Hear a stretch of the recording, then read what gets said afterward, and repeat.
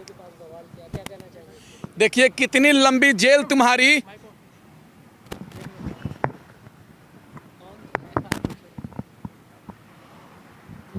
कितनी लंबी जेल तुम्हारी देख लिया है, देखेंगे। जीना है तो मरना सीखो, कदम कदम पे लड़ना सीखो। अगर ये सरकार चाह रही है कि किसानों को जेल में बंद करेंगे तो जेल में बंद करो। तुम्हारी जेलें कम पड़ जाएंगी लेकिन हमारी गिरफ्तारी नहीं कम पड़ेगी। एक सरकार बात सुन ले, हरियाणा सरकार और मोदी जी, जब तक जो किसानों की गिरफ्तारी हुई है उनको रिहाई नहीं की जाती है तो हम लोग हजारों की संख्या में नहीं, लाखों की संख्या में गिरफ्तारी देने का काम करेंगे। मोदी जी सुनिए, अभी भी आपके पास वक्त है, किसानों की मांग पूरी करना पड़ेगा। और अब सरकार बंगाल चुनाव में बिजी थी, किसान भी अपने अपने खेतों में गेहूं काटने के लिए चला गया। चुनाव बंगाल से भारतीय जनता पार्टी हार कर और ये मोदी सरकार दिल्ली पहुंच चुकी है और किसान भी टेम्पू, रिक्शा, बैलगाड़ी, घोड़ा, जीप, कमांडर, बस, ट्रैक्टर, तमाम चीज़ों से बॉर्डर के लिए चल दिया है। अब बैठक होगा और हमने चिट्ठी भी भेज दिया है सरकार को कि मोदी जी आप बैठक का सिलसिला जारी कीजिए, हम आपसे बैठक करेंगे और ये काले कानून रद्द करवाने पे जोर डालेंगे। 6 महीने ये हो गए हैं, फिर वहाँ पे ही टेंट लगा लिया, ऐसा कब तक चलेगा? एक बात बताइए ना, ये सवाल आपको प्रधानमंत्री मोदी जी से पूछना पड़ेगा। ये सवाल आपको देश के कृषि मंत्री से पूछना पड़ेगा कि किसान को कब तक आप बॉर्डर पे रखना चाहते हैं, किसान को कब तक आप भूखे मारना चाहते हैं, किसान को कब तक इस महामारी में बॉर्डर पे रखना चाहते हैं। जिस दिन ये सरकार हमारा तीनों कृषि कानून रद्द कर देगी, एमएसपी पे कानून बना देगी, किसान उसी दिन घर चले जाएंगे। एक बात बताइए पत्रकार महोदय, किसको शौक है घर परिवार, बीवी परिवार, खेती गृहस्थी छोड़कर, व्यापार छोड़कर किसान बॉर्डर पर है? इससे बड़ा कोई त्याग हो सकता है क्या? बताया ये भी जा रहा है कि अब बैठक में यूपी चुनाव को लेकर भी चर्चा होगी, अब किसान राजनीति करने को तैयार है। एक बात सुन लीजिए, जिस तरीके से बंगाल में भारतीय जनता पार्टी का चुनाव हारी, उसी तरीके से अगर ये तीनों कृषि कानून रद्द नहीं करेगी, एमएसपी पे कानून नहीं बनाएगी ये सरकार, तो बंगाल में जिस तरीके से भारतीय जनता पार्टी को हराया गया है, पूरे देश में हम घूम घूम कर ये सरकार को हराने का काम करेंगे, ये सरकार को उखाड़ फेंकने का काम करेंगे। जो सरकार हमसे वादा करती है कि बहुत हुआ किसानों पे अत्याचार, अब की बार मोदी सरकार, वही सरकार किसानों पे जुल्म ढा रही है, वही सरकार किसानों को जेल में डाल रही है, वही सरकार कोरोना महामारी के आड़ में तीनों कृषि कानून, काला कानून लाती है। तो क्या ये सरकार को सत्ता में बैठने का हक है क्या? जो सरकार हमारे हित में काम नहीं करेगी वो सरकार सत्ता में नहीं बैठेगी। कह रहे सत्ता में नहीं बैठेगी, वहाँ वो विधानसभा बनवा रहे हैं। कौन? मोदी जी विधानसभा बनवा रहे हैं, पूरी 20,000 करोड़ रुपए। एक बात सुन लीजिए, मोदी जी विधानसभा नहीं लोकसभा बनवा रहे हैं। जानते काहे के लिए बनवा रहे हैं? अपना दुनिया में नाम करने के लिए। दुर्भाग्य इस बात का है कि ये सरकार कहती थी कि आयुष्मान भारत के तहत हर देश के नागरिक को 5 लाख का मुफ्त इलाज होगा, लेकिन देश में कोरोना महामारी आया, प्रधानमंत्री मोदी जी 5,000 का ऑक्सीजन नहीं दे सके। ये हमारा दुर्भाग्य है, लेकिन 2,000 करोड़ का, खरबों पैसे का तो दिए, अरबों और खरबों का लोकसभा सांसद बनाया जा रहा।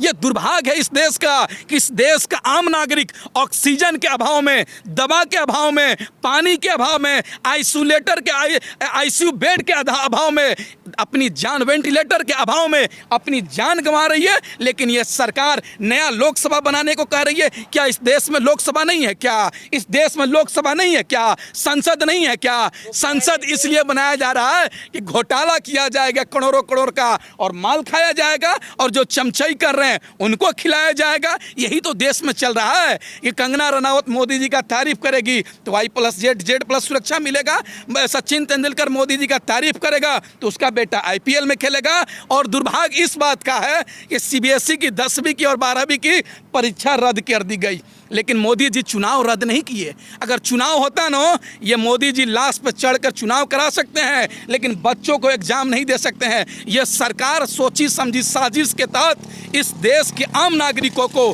आम नागरिक के बच्चों को जाहिल रखना चाहती है, गंवार रखना चाहती है कि ये बच्चे ना पढ़ेंगे और ना ही हमसे सवाल करेंगे। बहुजन और गरीब के बच्चे जब पढ़ेंगे, समाजवाद के मानने वाले लोग पढ़ेंगे तो ये सरकार से सवाल करेंगे, अपनी लोकतंत्र और संविधान को बचाने की काम करेंगे। इसलिए सरकार हमको जाहिल रखना चाहती है। अच्छा, एक बात बताइए, पिज्ज़ा की डिलीवरी हो रही है, फास्ट फूड हो, कुछ भी हो, ऑर्डर कर सकते हो, कपड़े लेते हैं, ऑनलाइन सब चल रहा है।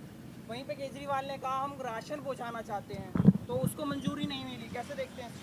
ये देखिए, सरकार तो पहले दिन से अहंकार में थी, जो हमें विभिन्न विभिन्न नाम से बता रही थी। अब आप बताइए, हमारे बाबा जी हैं, ये क्या किसान नहीं है? ये सरकार सिर्फ और सिर्फ गुमराह करना चाहती थी स्ट्रीम मीडिया के माध्यम से। ये हमारे बाबा हैं, बुजुर्ग हैं। अगर उनका बेटा रोडों पे खड़ा हुआ है और इस सरकार से सवाल पूछ रहा है, तो इन्होंने अपने बच्चों को पढ़ाया है कि अगर मैं किसान हूँ और किसान अगर हल चला के उपज जाता है तो मेरा बेटा जो है वो बॉर्डर पे बैठ के सवाल पूछ सकता है।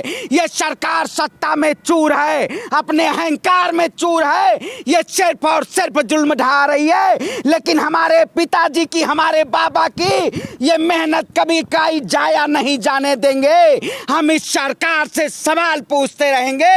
अगर ये सरकार हमारे तीनों काले कानून वापस नहीं लेती है, जब तक बिल वापसी नहीं तब तक घर वापसी नहीं। पत्रकार महोदय, खटपट देखने को मिलती है। योगी जी नाराज हैं मोदी जी से। मोदी जी अब दोनों एक दूसरे में बात, जहां तक जन्मदिन पर एक दूसरे को क्या कहते हैं, विश भी नहीं किया जाता। कैसे देखते हैं इस चीज़? उसी जन्मदिन के दिन अब वही है, नई नवेली 2014 में आई थी, जब चूड़ी खनकती थी तो उत्तर प्रदेश में बैठा दिया गया। वही बाबा की बात करते हैं। अरे बाबा, इनको मठ में बैठाया जाएगा, क्योंकि आज इन्होंने ना देश में ना प्रदेश में बुजुर्गों को सम्मान नहीं किया।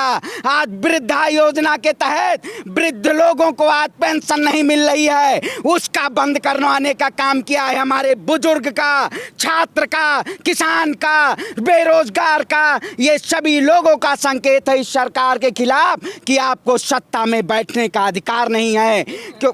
लेकिन वो कहते हैं कि योगी ही देश चला सकता है। योगी जी हमेशा ये कहते हैं। अच्छा, वही योगी जी जो बहुरूपिया पहले दिन से आए थे, उत्तराखंड से आके उत्तर प्रदेश के गोरखपुर में बैठे थे, वही योगी की बात करते हैं। वो आके, अरे उनका तो नाम अजय सिंह बेस्ट बोला करिए, क्योंकि योगी को अगर होता ना तो आज भगवान राम का मंदिर बनवा रहे हैं ना, उस नाम पे इन्होंने इतने बड़े बड़े वो किए।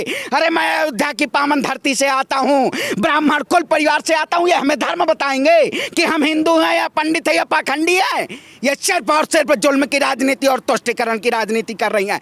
गोरक्षनाथ पीठ के बगल में 11 मुस्लिम भाइयों का घर है, वहां पे ये वहां का मुद्दा उठा रहे हैं, वहां घर खाली करवाने की बात करते हैं। जैसे चुनाव आ जाएगा, इनके पास विकास मॉडल की बात करेंगे, लेकिन विकास नहीं होगा। आपने एसडीजी देखा है, 26 राज्यों में डेवलपमेंट में सबसे पहला नंबर केरल का आया है। और जो गुजरात मॉडल हमारे बताते थे दाढ़ी वाले महंत जी बैठे हुए हैं, जो 20,000 करोड़ का सेंट्रल विस्टा प्रोजेक्ट बनवा रहे हैं, उनका प्रदेश 10वें नंबर पे है।